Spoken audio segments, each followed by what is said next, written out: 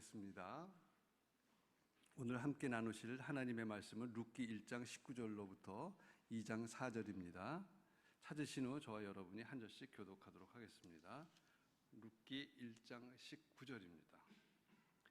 이에 그 두 사람이 베들레헴까지 갔더라. 베들레헴에 이를 때에 온 성읍이 그들로 말미암아 떠들며 이르기를 이가 나옴이냐 하는지라.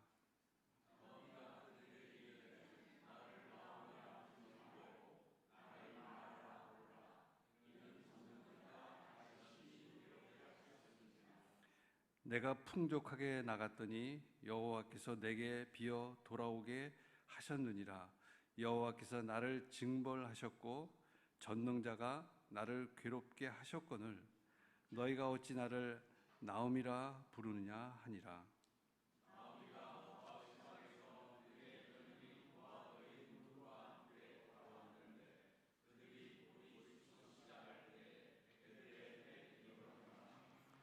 나오미의 남편 엘리멜렉의 친족으로 유력한 자가 있으니 그의 이름은 보아스더라.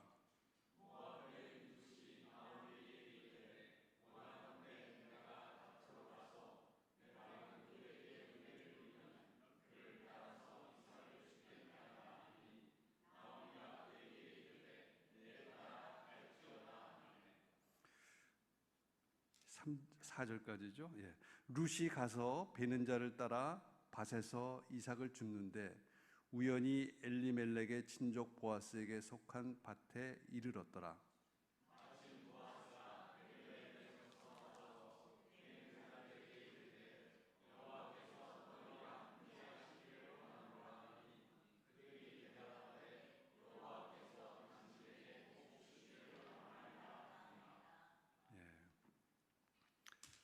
박태환 목사님 프로파일이 나오고 있는데요. 우리 사랑의 교회의 부목사님이셨었고 또 CTC 코리아의 그 초교파적인 기관에서 이 ITGC 코리아 대표를 담당하고 계십니다. 박태환 목사님께서 누구에게 은혜가 임하는가라는 제목으로 말씀을 전해 주시겠습니다.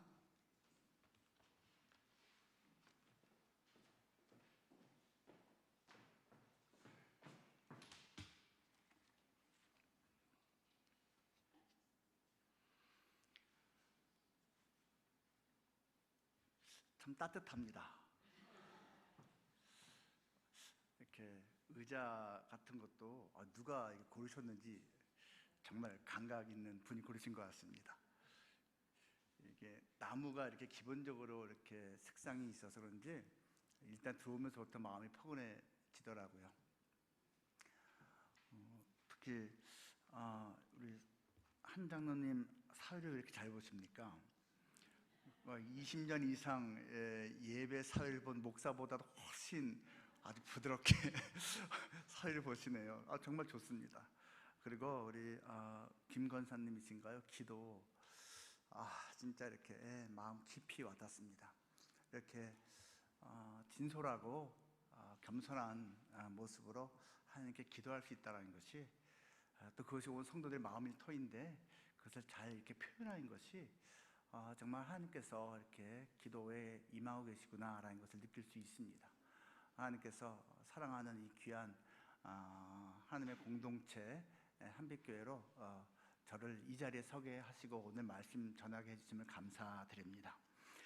교회 이름이 참 좋습니다. 한빛교회입니다. 뭐 어떤 의미로 그렇게 이름을 지으셨는지 저는 모릅니다. 하지만 제 3자로서 딱 들은 느낌은 한빛? 그렇지, 한 개의 빛이 있지. 하나의 빛, 예수 그리스도라는 하나의 빛이 있지 딱 생각이 들고요. 또 한 그러면 크다라는 뜻이 있잖아요. 그러니까 큰 빛이지 하나님의 큰 빛을 생각한 것 아닐까라는 생각이 듭니다. 그리고 한 빛 하면 당연히 하나님의 빛이 딱 생각이 납니다. 하나님의 빛이지. 그렇지. 또 누가 이렇게 또 이름을 지으셨는지 모르지만 진짜 하나님께서 이렇게 도와주셔서 이렇게 귀한 의미를 가지고 있는 내포하고 있는 그런 한빛교회 이름을 만드신 것 같습니다. 정말 그 이름 그대로요, 하나의 커다란 하나님의 빛이 이 교회를 통해서 만방에 널리 퍼질 수 있기를 주님의 이름으로 축복합니다. 여러분, 룻기서 내용 다 알고 계시지요? 이 룻기서는요, 기본 1장 1절부터 이렇게 시작을 합니다. 사사들이 치리하던 때에 그 땅에 흉년이 들었다라고 말합니다. 여러분, 사사시대를 말하고 있는 거예요. 사사시대는 도대체 어떤 시대입니까?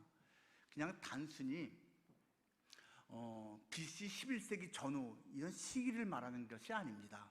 여러분, 지금으로부터 한 4100년, 200년 전쯤이니까 진짜 오래된 얘기거든요. BC 11세기니까 한 3000년 넘은 시기이죠. 그런데 여러분, 이 사사시대를 규정하는 것은요, 이 사사기 바로 앞에 있는 마지막 장 마지막 절입니다. 제가 읽어볼게요.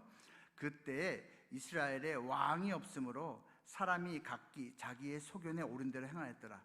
이것이 사사시대 결론입니다. 그리고 각기 자기의 소견, 보기에 좋은 대로 행하던 모습을 바로 이 룻의 주인공들 에비멜렉 그리고 나오미 가족이 그렇게 진행을 한 것입니다. 그 땅에 흉년 들었다고요? 하나님께서 살라고 명령한, 그리고 조상들이 제비 뽑아서 얻게 된 그 땅을 떠나다니요, 그것도 이방신을 섬기는 모압 땅으로 떠나다니요, 하나님한테 묻지 않아요. 그냥 자기가 옳은 대로 행한 거예요. 그 가족들이 뭐 하나님을 모르는 사람 아니었습니다. 하나님을 잘 사는 사람인데, 믿는 사람들인데요, 이름만 봐도 알 수 있습니다. 여러분, 2절부터 쭉 보면요, 이름이 나오거든요. 남편 이름이 엘리멜렉이에요. 이 뜻은요, 여호와는 나의 왕이다 라는 뜻이에요. 아내 이름은 나오미입니다. 이름 뜻이 너무 좋아요. 기쁨, 희락입니다. 아들 둘이 있습니다. 첫째 아들의 이름은 말론이에요. 근데 이름 뜻이 약간 썩 좋지는 않습니다. 그냥 질병이라는 뜻이에요. 여러분, 생각해 보세요. 아들이 태어났는데 이름을 질병이라 짓는 부모가 어디 있습니까? 이거는 본명이 아닐 겁니다. 그런데 뭘 유추할 수 있냐면, 태어날 때부터 애가 골골한 거예요. 너무 병치를 많이 한 거예요. 그러니까 동네 사람들이 본명을 안 부르고 걔 골골이 있잖아요, 골골이, 이렇게 부른 거예요. 그게 말론입니다. 둘째 아들 태어났네요. 그런데 둘째 아들 이름을 기럝이라고 해놓았습니다. 그런데 이 이름 뜻도 상실이에요. 아니, 아들 태어났는데 잃어버림, 상실 이렇게 짓는 부모가 어디 있습니까? 이것도 마찬가지예요. 얘도 어렸을 때부터 뭐가 불안불안한 거예요. 뭐가 힘든 거예요. 그냥 뭔가 빌빌한 거예요. 그래서 동네 사람들이 본명을 안 부르고 빌빌이 이렇게 부른 거예요. 어쨌거나 아버지, 어머니 두 아들이 있습니다. 이들이 살던 동네는 유다입니다. 찬송이라는 뜻을 갖고 있지요. 그리고 베들레헴입니다. 떡집이라는 뜻을 갖고 있습니다. 그리고 에브랏, 가장 작은 단위로서는 동네 이름이 에브랏이에요. 풍성입니다. 여러분 보십시오. 여호와는 나의 왕, 기쁨이라는 이름을 가진 이 부부가 찬송과 풍성한 떡이 있는 땅을 떠났다는 이야기입니다. 10년이나 모압에서 지냈습니다. 그런데 이게 웬일입니까? 거기가 선 남편과 두 아들이 차례대로 죽고 맙니다. 거기서 결혼을 하긴 했는데 자녀를 얻지 못했습니다. 이제 나이 많은 과부와 그리고 나이 젊은 두 과부만 남았습니다. 오르바라는 여인이 1장에 나옵니다. 이 오르바는요, 둘째 아들 기럝의 아내였습니다. 이 오르바의 이름 뜻은요, 등입니다. 등. 배가 아니고 등입니다. 그래서요, 나중에 시어머니가 이제 너는 고향으로 부모 집으로 가라 했을 때 처음에는 안 갈래요 하다가 결국은 그 시어머니를 등지고 고향으로 갔습니다. 그리고 첫째 며느리가, 즉 말론의 아내 이름이 바로 오늘 주인공 룻입니다. 이 룻의 이름 뜻은요, 친구입니다. 이 여인은 그 이름 뜻 그대로 시어머니 팔짱을 끼고 낯선 땅, 죽은 자기 남편의 고향 땅으로 친구처럼 시어머니와 함께 돌아오게 됩니다. 자, 돌아왔습니다. 근데 여러분, 기쁜 모습으로 돌아오지 못했습니다. 그들의 마음속에는 우리의 인생 끝났어, 더 이상 소망이 없어, 나는 루저야, 나는 페일리어, 실패자야 라는 생각이 아마 있었을 것입니다. 하지만 더 이상 의지할 곳이 없었기에 고향으로 돌아와야만 했습니다. 여러분, 이 룻을 한번 생각해 보시기 바랍니다. 성경에서 하나님께서 이제 약자, 소외받는 자를 이렇게 돌봐줘라라고 명령을 하셨잖아요. 그때 약자의 대명사로 구약 성경에서 주로 누구를 말합니까? 고아를 말하죠. 과부를 말하죠. 나그네를 말하죠. 이방인을 말합니다. 근데 이 네 가지에 다 해당되는 여인이 바로 룻입니다. 정말 너무너무 약하고 불쌍한, 더 이상 오갈 데 없는 그러한 처지에 놓인 사람이 룻이라는 이야기입니다. 근데 하나님께서는요, 이 룻과 그리고 그 따뜻한 시어머니 나오미와 그리고 혜성처럼 등장하는 보아스라는 사람을 통해서 하나님의 은혜가 어떻게 펼쳐지는지를 보여주고 있습니다. 이때의 시기적 배경은 맥추절입니다. 보리 농사가 시작될 때가 쓰여져 있습니다. 여러분, 맥추절이라는 거 익히 알고 계시지요? 이스라엘에 3대 절기가 있어요. 이제 6월절이 제일 빨리 옵니다. 그 다음에 오는 것이 맥추절입니다. 그리고 맨 뒤에 이제 가을쯤 가서 오는 것이 초막절 또는 장막절입니다. 이번에 하마스가 이제 이스라엘을 공격한 것이 바로 초막절, 그 안식일 그날에 공격을 했습니다. 가장 큰 행사, 가장 큰 명절 때 공격을 해버린 것이죠. 어쨌거나 이 두 번째 명절인 맥추절은요, 무려 50일 동안이나 지킨 겁니다. 왜냐하면 보리추수를 50일이나 했거든요. 보리추수 왜 이렇게 오래 하지? 두 가지입니다. 하나는 처음에 대맥이라고 해요. 대맥은요, 우리가 생각하는 그 보리추수 하는 거예요. 그거를 이제 몇 주를 하고 나면요, 이어서 소맥, 밀을 수확하게 됩니다. 이 전체를 이어서 하면 50일이나 되는 거예요. 그래서 오순절이라고도 합니다. 또는 7번의 주일이 끼기 때문에 77절이라고도 합니다. 그런데 이 맥주절이라는 게 언제부터 시작인가요? 여러분, 언제부터 시작해서 50일이 된 것 같습니까? 바로 초실절입니다. 우리는 초실하면 과일을 자꾸 생각해요. 그게 아니고 이스라엘 땅에서의 첫 번째 열매는 보리입니다. 보리 수확이 초실이에요. 그 보리 수확을 하는 날을 초실절부터 따지는 건데요. 초실절은 언제냐면요, 6월절 지난 첫 안식일 다음 날이에요. 이렇게 하면 헷갈리죠? 여러분, 예수님 생각하세요. 예수님이 안식일에 돌아가셨어요. 6월절에 돌아가셨어요. 예수님이 6월절 금요일에 돌아가셨는데 다음 날이 토요일이었어요. 안식일이에요. 근데 그거 지난 다음 날이 일요일이죠. 그때 부활하셨어요. 그런데 6월절 지난 안식일 다음 날이 초실절이기 때문에 예수님은 초실절 날 아침에 부활하신 겁니다.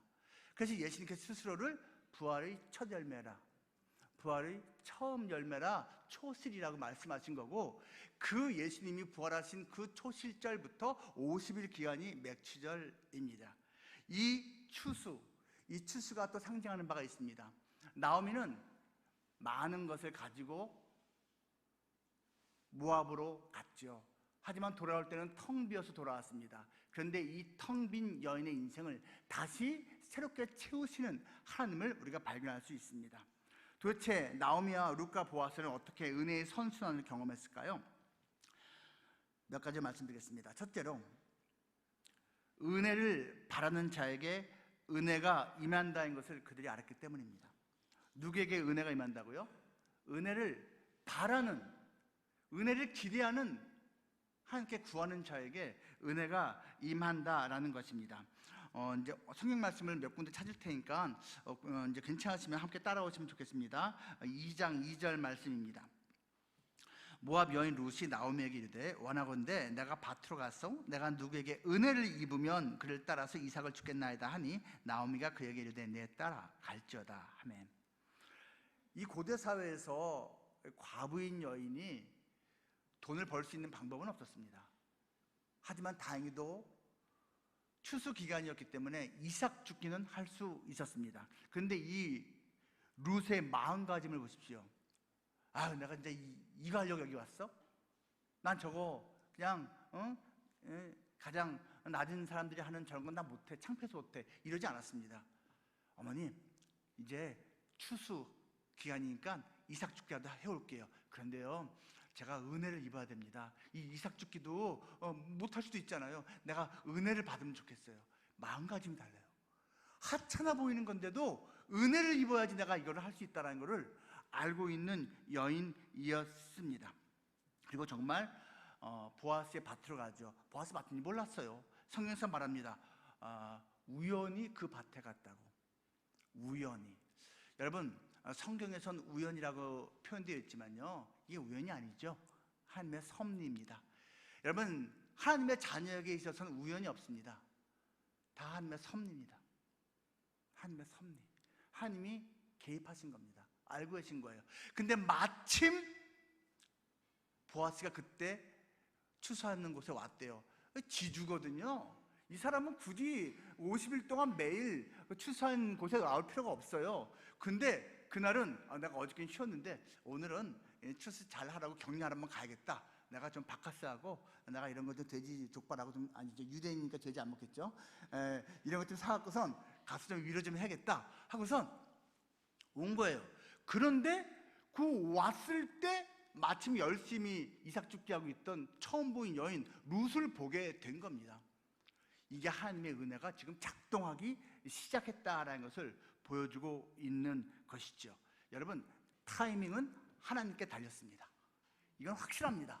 모든 타이밍은 하나님께 달려 있지요. 그뿐만이 아닙니다. 2장 13절 말씀에서 이렇게 말을 합니다. 룻이 이르되 내 주여, 내가 당신께 은혜 입기를 원합니다. 이게 무슨 말이냐면요, 보아스가 처음 보고 저 여인 누구야? 누군가 말합니다. 네, 모압에서 온 룻입니다.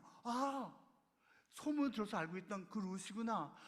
저렇게 하는 거 쉽지 않을 텐데, 얘야, 너 저 룻 잘 돌봐줘라. 이상한 사람들 껍적거리지 않게 잘 지켜주고 물도 좀 잘 마시라고 해주고 네가 좀 도와줘. 알았지?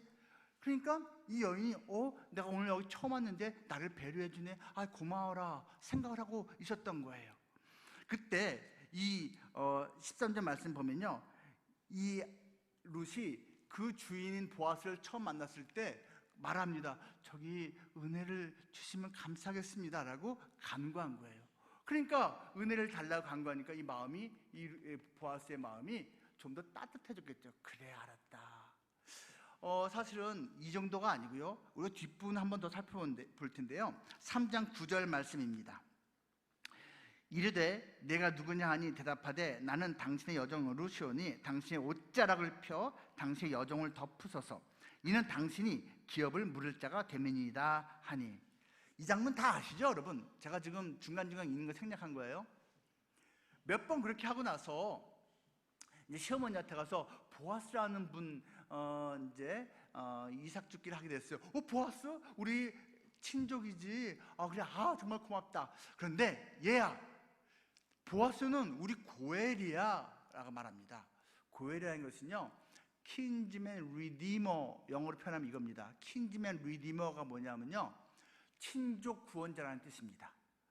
그 친족이 망했을 때, 경제적으로 바닥이 됐을 때 가까운 친족부터 그를 도와줄 거룩한 의무가 있는 거예요. 고대 사회에서는. 그를 킨즈맨 리디머, 고엘이라고 합니다. 그가 고엘이야. 그가 우리 가정을 되살려 줄 수 있을 것 같아. 네가 그분을 만나고 그분에게 나의 고엘이 되어주세요, 나와 결혼해 주세요 라고 요청하면 안 되겠니? 말을 하니까 이 젊은 과부가 네 어머니 그렇게 할게요 하고 이 보아스를 찾아갑니다. 고대 사회에서는요, 타작마당에 여자가 못 들어오게 되어 있습니다. 이거 좋다 싫다의 문제가 그렇게 했습니다. 밤엔 남자들만이 그 낯가리를 쌓아놓고 마당에서 잠을 잡니다. 그리고 고대 사회에서는요, 유대인들의 겉옷이 이불이었습니다. 가난한 사람들은 겉옷 하나, 이불 하나였습니다. 이불을 걸치고 사는 거예요. 가난하면 그랬습니다. 근데 부자들은 물론 몇 개나 갖고 있었겠죠. 그날도 이렇게 이불처럼 사용하는 겉옷을 덮고 이 보아스가 자고 있는데 몰래 밤에 이 여인이 들어와서 이 발치에 누워 있었던 거예요. 이렇게요. 그런데 이게 뒤쪽 거에다가 뭐 딱 걸릴 거 아니에요. 딱 떠보니까 여인이 뭐야? 여기 왜 들어왔어? 그때 이 룻이 말한 겁니다. 당신이 우리 고엘이에요. 당신의 옷자락을 펴 이 여종을 덮으소서 말합니다. 이게 무슨 의미인지 딱 알아들었습니다. 결혼해달라는 뜻이에요. 왜인 줄 아십니까, 여러분? 여기서의 옷자락은 평소에는 뭐로 쓰인다고요? 이불이라니까요. 이불에 같이 들어가는 것은 결혼입니다. 결혼이에요. 그리고 사실은요, 이불 겸 그 겉옷을 같이 들어가는 부부가 되는 장면은 올해 이 시대에도 관념적으로 이어져 있습니다. 이스라엘 사람들이요, 정통 유대인들이요, 현대식으로 결혼을 해요. 결혼을 하지만 마지막 유대식 결혼의 마지막 장면은 뭔지 아십니까? 그 유대인이, 그 남편이 자기의 겉옷을 가지고 마지막 장면에서 이 아내를 이렇게 덮어줍니다. 이렇게. 그게 마지막 장면이에요. 그게 뭔지 아세요? 이제는 나의 옷자락 안으로 들어오세요. 나의 이불 안으로 들어오세요 뜻이에요. 동시에 나의 은혜로 들어오세요입니다. 앞에 2장을 보면요, 2장 12절에 이런 장면이 나와요. 여호와께서 내가 행한 일에 보답하시기를 원하며 이스라엘의 하나님 여호와께서 그의 날개 아래에 보호를 받으러 온 너에게 온전한 상 주시기를 원한다 라고 보아스가 말합니다. 며칠 전에 처음 이 룻을 만났을 때 이런 축복을 해준 거예요. 근데 여기서 지금 날개란 말 나와 있죠. 하나님의 날개 아래 보호를 받으러 온 너라고 말합니다. 여러분, 이 날개라는 이 wing, 날개라는 단어와 방금 읽은 옷자락이라는 단어가 히브리어는 같은 단어입니다. 이해하시겠습니까? 히브리어로는 옷이나 겉옷이나 이불이나 날개나 전부 같은 단어이고 이건 은혜를 상징하는 표현입니다. 그러니까 나를 당신의 옷자락으로 덮어주세요라는 말은 나와 결혼해 주세요. 나는 자격이 없지만 나에게 은혜를 베푸셔서 나와 결혼해 주세요. 이 말을 지금 하고 있는 겁니다. 근데 알아들었다는 이야기입니다. 이 보아스가. 여러분, 정말 간절하게 그 은혜를 사모하고 있지 않습니까? 어떤 사람이 이렇게 생각할지 모르겠어요. 아니, 그 보아스 입장에서는 나이가 좀 있는 것 같은데 그 젊은 여자애가 결혼해달라고 하면은 이게 웬 떡이냐 하고선 결혼하지 않겠나 이렇게 생각할 수 있을 거예요. 여러분, 그렇지가 않습니다. 보아스는요, 유력한 자, 당대의 사회 리더급이고 경제적으로 사회적으로 하이 포지션에 있는 사람입니다. 고대 사회에서는요, 사실은 아내를 셋도 둘 수 있는 시대였거든요. 쉽게 말하면 굳이 이 보아스의 입장에서는요, 이방에다가 과부인 이 여인을 드릴 필요가 없다는 얘기입니다.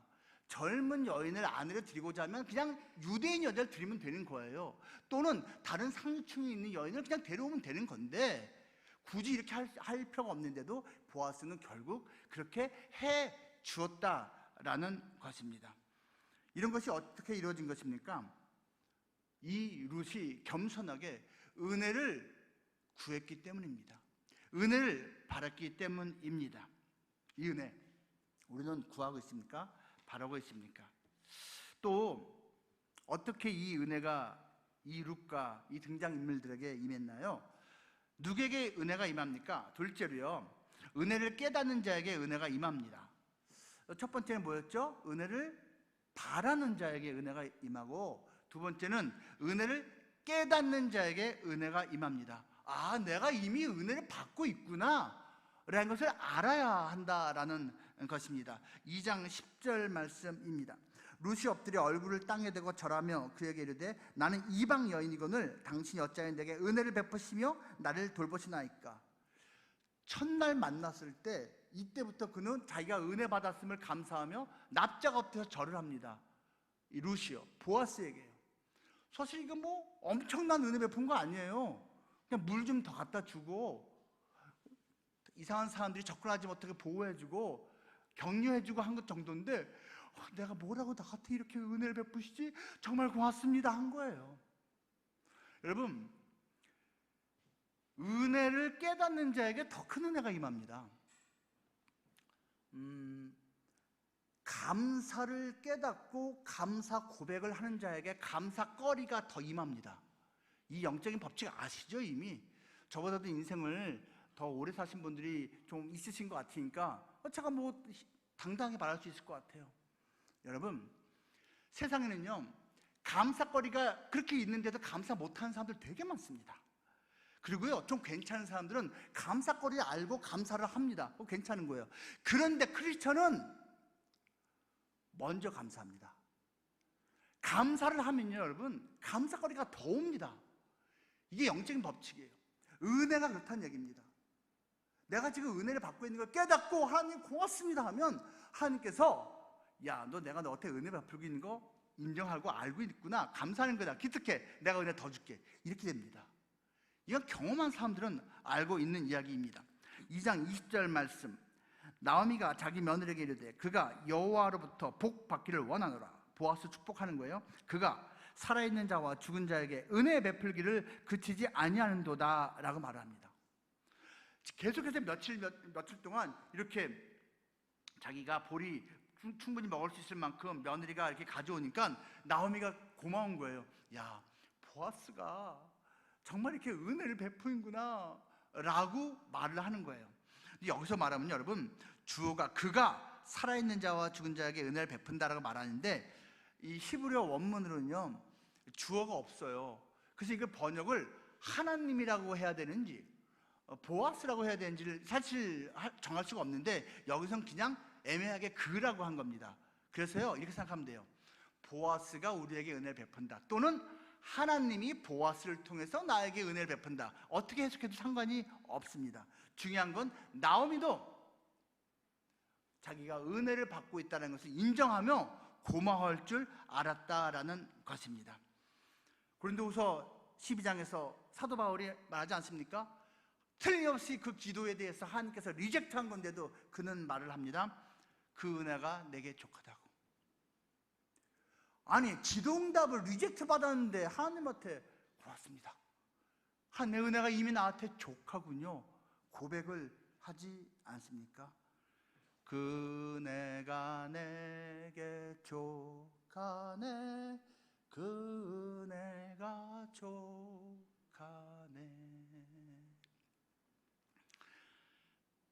여러분, 제가요 담임 목회를 11년을 했습니다. 39살에 해서 50까지 했으니까 제법 했죠. 사랑의 교회에서 이제 대학부 가르치는 부목사를 하고 그다음에 미국에 유학 갔다가 담임으로 와서 그렇게 했습니다. 그 11년 동안 신방을 얼마나 많이 다녔겠습니까? 아주 작은 교회는 아니었거든요. 아이들까지 한 1,500명이 출석하는 교회였기 때문에 신방할 일이 되게 많았거든요. 근데 저는 신방을 좋아하는 스타일이에요. 신방. 그러면 이제 성도님들하고 같이 대화도 하고 예배 드리는데 본문 말씀 제가 미리 이제 전도사님한테 사전 정보를 받고 기도 제목을 받고 요걸 본문에 해당하는 걸 찾아가지만 찬송가는 당사자적이라고 해요. 집사님, 성도님, 오늘 같이 부를 찬송가 골라 놓으셨죠? 예. 여러분, 조금 과장하면요 절반 이상이 301장 고릅니다. 특히 나이가 있는 분일수록 올라가면은 이거는 뭐 80%가 301장입니다. 301장 우리가 늘 부르고 있는 거, 지금까지 지내온 것. 근데 젊은 애들은 몰라 이거. 젊은 애들은 그냥 뭐 다른 거 주로 고르는데 일단 50 중반 넘어가면요 다 이겁니다. 골라 보세요. 그러면 지금까지 지내온.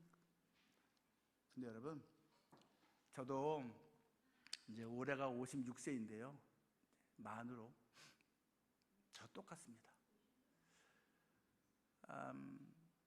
찬송가 너무 좋은 거 많잖아요. 하나만 골라 그러면 저도 주저하지 않고 지금까지 지내온 것, 죄 크신 은혜라, 저 이거 고릅니다. 정말이에요. 저 힘든 거 되게 많았어요.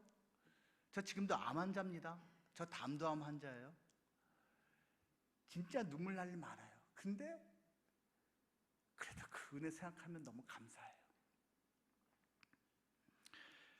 나를 지으신 이가 하나님, 나를 부르신 이가 하나님, 나를 보내신 이도 하나님, 나의 나 된 것은 다 하나님 은혜라. 다 아시죠? 이 작사가가요, 조나라는 교수입니다. 플러신 학교에 있다가 지금은 거든 코넬 학장으로 가 있는 교수님이에요. 이분이 카자흐스탄의 선교사였습니다. 남편과 함께. 근데 너무 중한 병에 걸린 거예요. 모든 사역을 다 내려놓을 수밖에 없는 너무너무 심각한 병에 걸려서 다 내려놓을 수밖에 없었어요. 하지만 그 눈물 흘릴 수밖에 없는 상황 속에서 이분이 하나님을 이 찬송으로 고백한 거예요. 맞죠? 나를 짓고 나를 부르시고 나를 보내시니가 하나님인데 여기까지다 말씀하신 분도 하나님인 거죠. 그 다음에 돌아와서 공부를 해서 지금은 교수가 돼 있어요. 하나님의 인도하심은 참 놀랍습니다. 여러분 영화 많이 보셨죠? 옛날에 주말의 영화, 토요 명화 이런 시간에 포세이돈 어드벤처라는 영화를 참 여러 번 보여줬습니다. 여러분 포세이돈 어드벤처가 뭐냐면 소설을 영화한 건데요. 1972년에 미국에서 나왔고 한국에서는 78년에 처음 들어왔고요. 주말의 명화에 많이 보여줬어요. 포세이돈이라고 하는 초호화 여객선이 미국 뉴욕부터 유럽까지 대서양을 건너서 가는 거예요. 여러분 이거 다른 영화하고 헷갈리시면 안 됩니다. 무슨 말인지 아시겠죠? 예. 이건 소설이에요, 그냥 소설. 그런데 쓰나미가 일어난 거예요. 그래서 이 초호화 여객선이 이제 뒤집혔어요. 이렇게 가다가 이렇게 뒤집혔어요. 자, 살아남은 사람들의 사투하는 모습이 잘 영화에 담겨져 있습니다. 여기에 주인공 몇 사람이 있는데 그 중에 첫 번째 주인공이 진 해크만이라는 유명한 배우예요. 이 사람이 스커트라는 목사님 역할을 맡았습니다. 자, 이제 살아남은 사람들이 의견이 분분합니다. 배가 뒤집혔으니 맨 밑으로 나가서 살아남아야 된다. 아니면은 뒤집혔더라도 맨 위로 기어 올라가서 배 밑창을 두들겨서 구조대가 와서 배 밑창을 뚫고 우리를 구하게 해야 된다. 근데 밑으로 간 사람들 다 죽었습니다, 결국은. 자, 위로 올라간 사람들 8명, 9명이 진 해크만을 따릅니다. 올라갑니다. 1명씩, 2명씩 죽어갑니다. 근데 끝까지 몇 사람은 살아남아요. 맨 마지막 장면에서 이 진 해크만 목사님이 자기를 희생합니다. 이제 문을 하나만 열면은 끝까지 온 거거든요. 그런데 이 맨 마지막 단계에서 뜨거운 수증기가 계속 있어서 도저히 이 핸들, 손잡이를 갖다가 잡기가 힘든 거예요. 그것도 저 중앙에 달려있어요. 몸을 날려서 잡아야 되는 거예요. 근데 그 뜨거운 걸 잡을 수가 없는 거거든요. 그리고 나서는 돌리고 나서는 이 사람 죽게 되는 거예요. 대신 저 문이 열려서 나머지는 살게 되는 거예요. 야, 근데 목사님이 몸을 날려요. 너무 멋져요. 그런 목사가 돼야 할 텐데요. 그렇죠? 가위바위보 안 하고 그 마지막 순간에 목사님이 탁 날려요. 그래서 딱 잡고 온몸을 비틀어가면서 하늘을 향해 하나님께 이렇게 외칩니다. 하나님, 그만 방해하십시오. 도대체 얼마나 더 죽어야지 만족하시옵니까? 지금까지도 당신의 도움 없이 왔습니다. 그만 방해하십시오. 문이 열려요. 그리고 이 사람은 떨어집니다. 죽습니다. 제가 그 영화를 중학교 2학년 때 처음 봤어요. 토요일에요. 월요일날 갔더니 담임 선생님이 제가 크리스찬인 거를 알고 있었어요. 근데 넌 크리스찬인 담임 선생님이 저한테 그 말을 했어요. 태양아, 너 그 영화 봤니? 내가 봤어요. 그 목사님 너무 멋지지 않니? 왜 멋져요? 그런 목사님 있는 데라면 나도 교회 갈 마음이 있어. 예, 그러셨어요.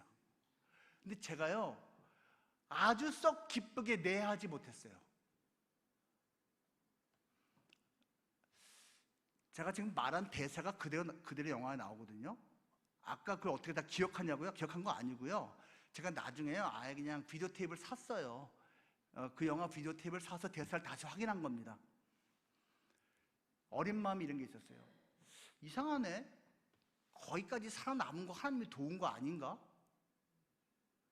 하나님이 돕지 않았는데 그때까지 살아있었다고? 하나님이 돕지 않았는데 그렇게까지 생존할 수 있었다고? 어린 마음이 그게 들었었어요. 여러분, 하나님의 도움 없이 지금까지 왔다고요? 온갖 어려운 거 힘든 거 내 힘으로 이겨내고 하나님이 도움 없이 내가 이겨냈고 하나님은 회방만 하는 존재라고요?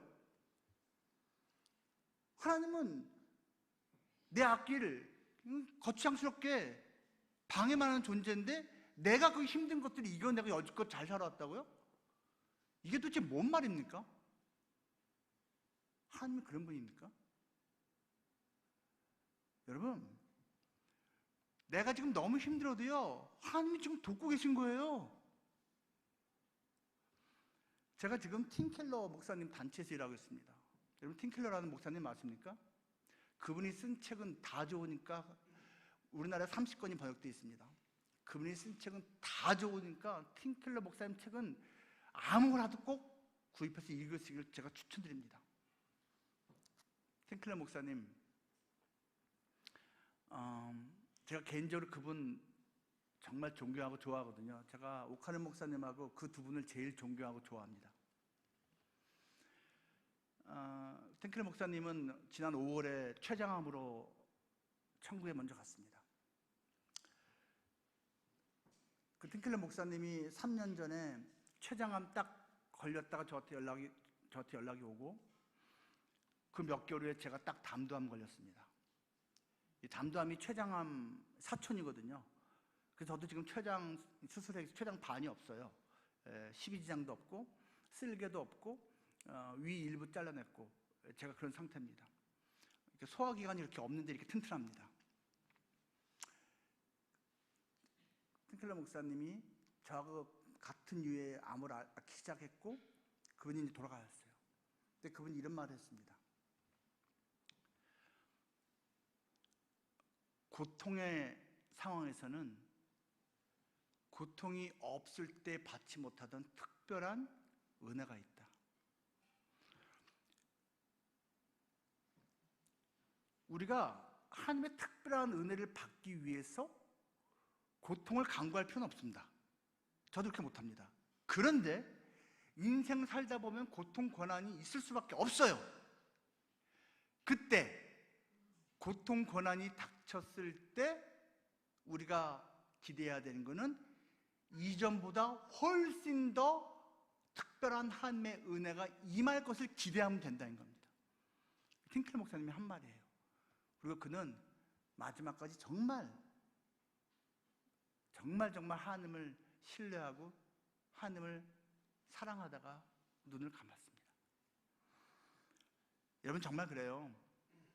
지금 쉽지 않은 상황, 저도 이렇게 있습니다.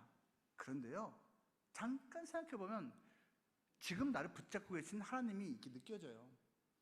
이 쉽지 않은 상황에서도 함께하고 계신 하나님이 느껴져요. 아, 하나님의 은혜가 있구나, 여전히 있구나 라는 것을 깨달으면 하나님께서 새로운 또 이전과는 다른 특별한 은혜를 주실 것입니다. 이 은혜 여러분 깨닫고 있습니까? 또 누구에게 은혜가 임합니까? 마지막 셋째로요, 은혜를 나누는 자에게 은혜가 임합니다. 은혜를 내가 받고 나에서 스타업이 아니라 흘려보내는 거예요. 나누는 거예요.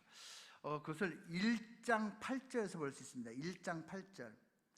나오미가 두 며느리에게 이르되 너희는 각기 너희 어머니의 집으로 돌아가라. 너희가 죽은 자들과 나를 선대한 것 같이 여호와께서 너희를 선대하시기를 원한다.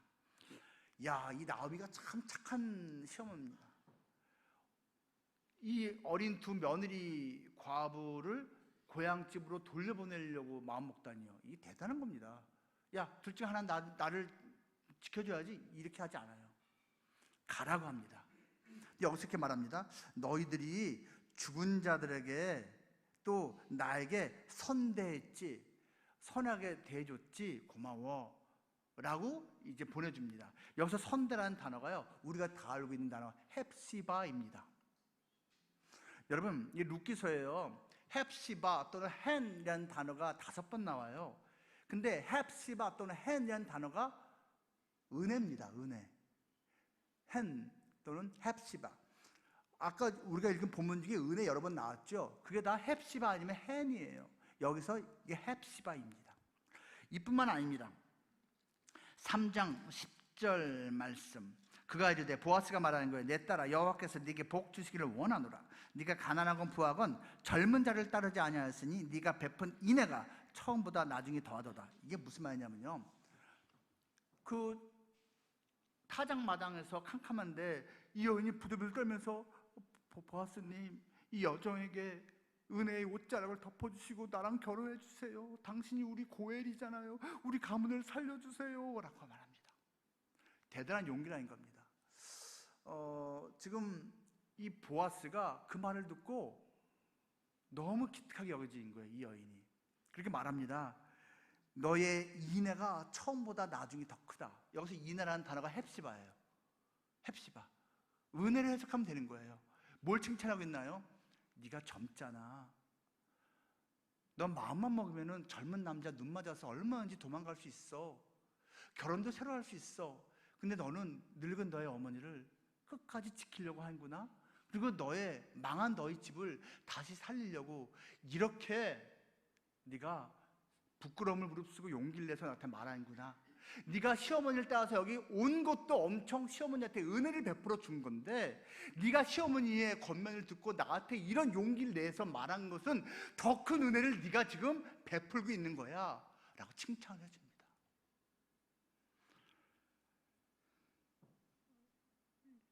그러니까 이 나오미하고 룻과 보아스를 보면요, 서로에게 은혜를 베풉니다. 은혜를 베푸는 자에게, 은혜를 나누는 자에게 은혜가 임하는 것이죠. 결국은 보아스가 고엘의 역할을 감당합니다. 보아스는요, 사실 고엘의 1순위가 아닙니다. 즉 자기 돈으로 이제 이 망해버린 집안을 굳이 살리는데 1순위가 아니었다는 뜻입니다. 다른 우선순위가 있는데 그 사람이 안 한다고 했어요. 그럼 내가 할게요 했습니다. 여러분 아시죠? 고대 유대 사회에서는요, 이제 조상으로부터 받은 땅을 가업으로 이어받아야 돼요. 근데 이것을 필요에 의해서 팔 수는 있는데 50년 후에 돌려받는 거예요. 희년 아시죠? 50년 후에 돌려받는 거예요. 근데 이 사람은 이 나오미 가문은 10년 전에 팔고 간 거예요. 돌려받으려면 40년 가까이 남아있는 거예요. 그런데 이 보아스가 자기 돈으로 이 친족의 땅을 사서 그 친족 가문에게 돌려주는 거예요. 자기 재산 엄청난 손실인데 그걸 감당한 거예요. 또 한 가지, 지금 보아스는 굳이 이 여인이 아니더라도 다른 여인과 함께 자손 만들 수 있어요. 그런데요, 지금 보아스에게 다른 여인 이름이 없는 거 보니까 이 여인이 첫 여인 같아요. 근데 이 이방 땅에서 온 과부 출신의 가난한 여인을 아내로 맞아들입니다. 이것을 계대 혼인이라고 합니다. 들어보셨죠, 여러분? 옛날에는 뭐 형사, 취수 이런 표현도 썼는데요. 계대 혼인, 가까운 친족이 아들 자손이 없이 죽었을 때 대신 동침해서 아들을 낳아주는 겁니다. 분명히 나랑 동침해서 이 형수님이 또는 이 제수씨가 아들을 낳았는데 내 아들 아니고 이 형수 또는 제수의 아들로 나가는 걸 계대 혼인을 했어요. 아우 부도덕해. 맞아요. 지금 그렇게 하면 큰일 납니다, 여러분. 하지만 고대 사회 때는 이게 가난한 여인들을 지켜주는 방법이었어요. 그래서 하나님이 그 시대 수준에 맞게 허락을 해준 겁니다. 지금은 절대 안 된 거죠. 어쨌거나 이 보아스 입장에서는 계대 혼인 할 필요가 없어요. 고엘 할 필요가 없는데 해 준 겁니다. 은혜를 베풀어 준 것입니다. 결국 어떤 일이 벌어졌습니까? 그 망했던 텅 비었던 나오미 가문이 다시 풍족히 채워지는 은혜를 입었습니다. 불임 가문이 명문 가문이 되었습니다. 도대체 보아스는 왜 이렇게 이 나오미와 특히 그 어린 나오미의 첫째 며느리 룻에게 은혜를 베풀었을까요? 아마도요, 이 보아스는 자기 엄마를 생각했을 겁니다. 왠지 아십니까? 그 엄마가 이방인이었거든요. 그 엄마가 직업이 창기였거든요. 근데 이스라엘 사람과 결혼해서 자기가 태어났거든요. 엄마가 주변 사람들이 뒤에서 이거 다 당하는 걸 어린 시절부터 이 보아스가 봤을 거거든요. 이 보아스의 엄마가 누굽니까? 라합입니다. 여리고성 그 라합 말입니다. 마태복음 1장 5절 예수님 족보에 나와 있잖아요. 살몬, 두 명의 스파이 중에 한 명, 살몬은 라합에게서 보아스를 낳고, 그러니까 자기 어머니를 생각하면서 이 보아스는 또 다른 불쌍한 이방 여인 룻을 품을 수밖에 없었던 것입니다. 우리는 그 결과를 알고 있습니다. 그 아들 낳고 그 중손자가 다윗입니다. 여러분 보십시오. 보아스는요, 나오미와 룻 가문의 구원자가 됐습니다. 보아스의 중손자 다윗은요, 이스라엘의 구원자가 되었습니다. 다윗의 후손 예수 그리스도는요, 온 인류의 구원자가 되었습니다.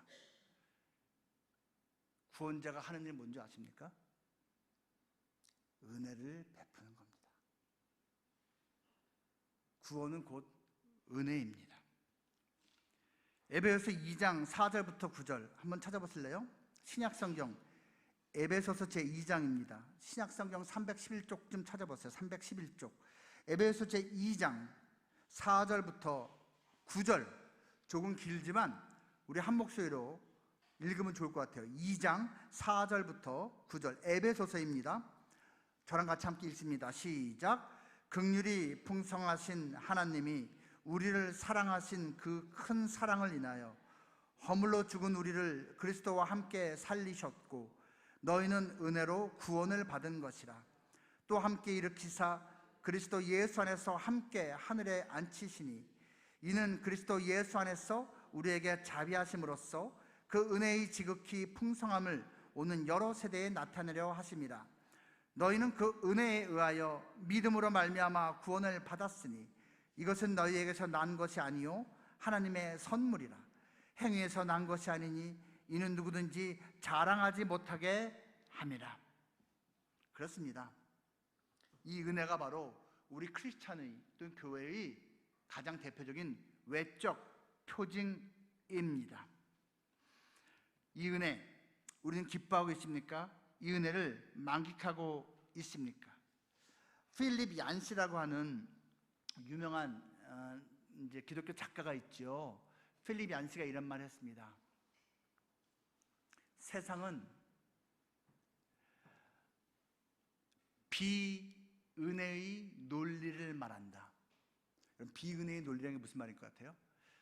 저 사람은, 저 인간은, 저 일은 은혜 받으면 안 되는 일이야. 저 사람 용서받으면 안 돼.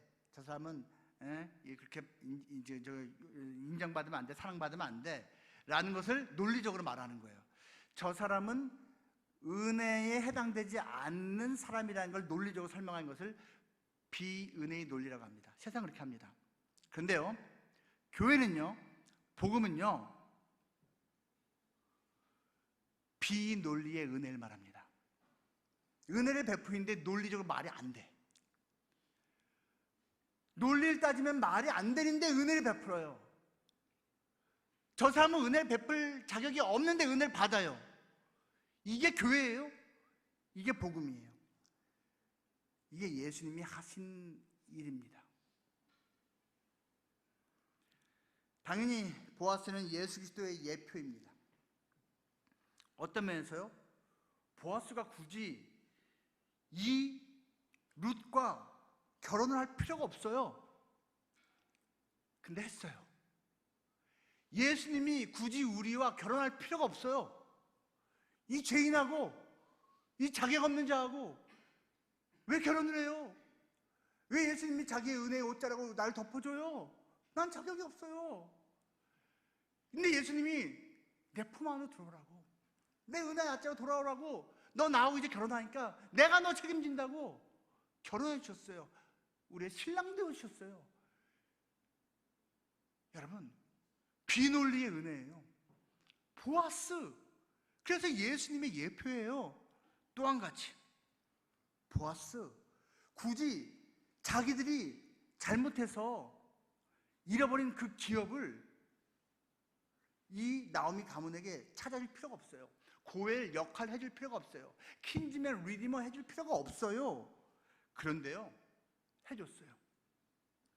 예수님이요, 우리 인류 조상이, 그리고 우리가 잘못해서 죄 지어서 잃어버린 하나님 나라 찾아줄 필요 없어요. 근데 예수님이 찾아줬어요. 예수님이 리디머 되어주셨어요. 그 잃어버린 하나님의 나라를, 아니, 하나님의 나라가 있는지도 몰랐어요. 그리고 하나님의 나라, 엉뚱한 걸 하나님의 나라라 생각했어요. 근데 진짜 하나님의 나라를 보여주시고 가르쳐주시고 주신 거예요. 근데 예수님이 그렇게 안 해도 되거든요. 그렇게 하셨어요. 그걸 은혜라고 하는 거예요. 그래서 예수님이 바로 보아스의 결정체입니다. 보아스가 희미하게 보여준 메시아, 구원자의 모습을 예수님이 제대로 실체로 보여주시는 것이죠. 예수님 만나셨지요? 예수님과 동행하고 계시지요? 예수님의 사람이라면 당연히 은혜의 사람입니다. 앞면이, 여러분, 예수님인 우리의 삶이면 뒷면은 반드시 은혜입니다. 이것이 우리에게 주어진 축복입니다. 우리가 뭐라고 은혜를 받습니까? 우리가 뭐라고 은혜의 통로가 됩니까? 이러한 예수님, 이러한 은혜, 우리가 이미 누리고 있는데 마음껏 누리시기 바랍니다. 또 나누시기 바랍니다. 오늘 제가 은혜 누구에게 임하는지 세 가지 말씀드렸습니다. 은혜를 바라는 자, 은혜를 깨닫는 자, 은혜를 나누는 자. 은혜 밖에 나입니다. 우리 옆에 사람하고 이렇게 인사하겠습니다. 은혜 밖에 나 인사하시기 바랍니다.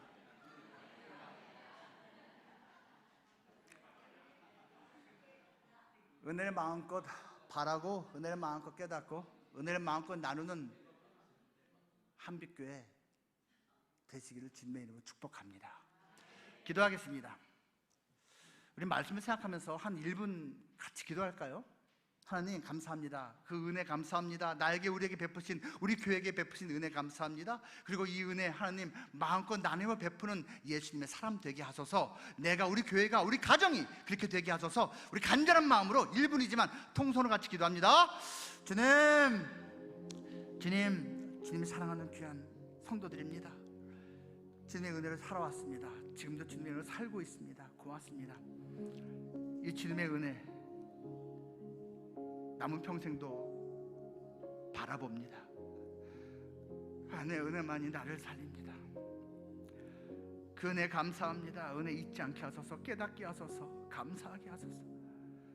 이 은혜 마음껏 나누며 살기 원합니다.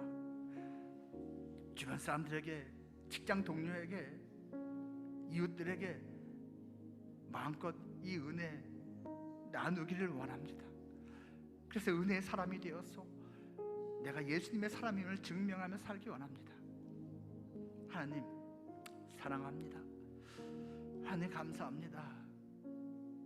하나님 한빛교회 은혜로만 채우소서. 거룩하신 주님, 놀라우신 그 하나님의 은혜가 우리를 살리셨습니다. 그 은혜 과거에만 있었던 것이 아니라 지금도 있는 것을 압니다. 고맙습니다. 그 은혜 앞으로도 오직 그 은혜로만 살아갈 수 있는 것을 믿습니다. 은혜를 마음껏 바라며 은혜를 마음껏 깨달으며 은혜를 마음껏 나누며 살아가는 우리 한빛 예수 공동체 되게 하여 주시옵소서. 그 은혜를 마음껏 풍성히 누리고 나눔으로써 이곳이 먼저 하나님의 나라가 되기를 원합니다. 이 하나님의 나라에 수많은 백성들이 찾아오기 원합니다. 그리고 이들이 속한 직장에서 만난 가운데 하나님의 나라를 마음껏 펼치기를 원하오니 은혜의 통로로 이 귀한 성도들 존귀하게 써 주시옵소서. 예수님 이름으로 기도합니다. 아멘.